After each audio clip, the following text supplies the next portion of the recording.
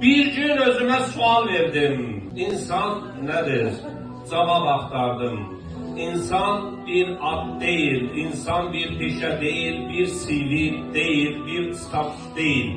Sonra anladım insan bir cevap da değil. İnsan bir sualdır. Biz adeten insanları cevap kimi okuyuruz. Hekimdir, uğurludur, uğursuzdur, sakittir, çetindir. Ama bunlar cevap değil. Bunlar sualın üstünü örten etiketlerdir.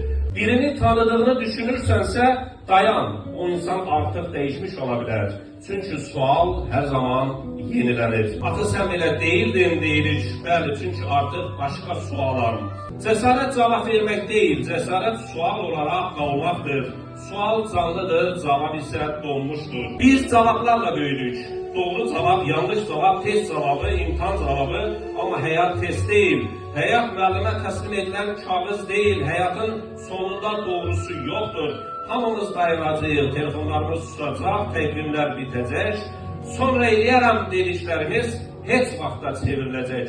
O gün bizden soruşulmayacak ne kadar kazandın, kim oldun, neçə nəfər səni Facebook'ta tanıdı. O gün bizden soruşulacak, insan oldun mu? Sanki karşımızdaki insan tamamlanmış bir cümledir ama hiç kim tamamlanmayıb. Her birimiz yarımçıq sual kimi yaşayırıq. Eğer bugün birini itirmişsənsə, bil ki onun cevabını yok, sualını itirmişsən. Eğer bugün özünü itirmişsənsə, belki de ilk defa öz sualınla baş başasan. Bəzilərimiz kitap kimidir, ilk səhifədə hökm verirlər. Bəzilərimiz saat kimidir, yalnız vaxtı gələndə danışır. Her insan bir yol ayrıcıdır, üstünde lövhə yoktur. Ne sağ yazılır, ne sol. Bazen bir insan senin hayatına açar kimi düşür, kapını açmır, seni kapı eləyir. Eğer bir gün özünü itirsen, bil ki kompas xarab değil. Sadece xəritə bitib, sənə verilen yollar kurtarıb. Açar kapını açmır, hələ yok.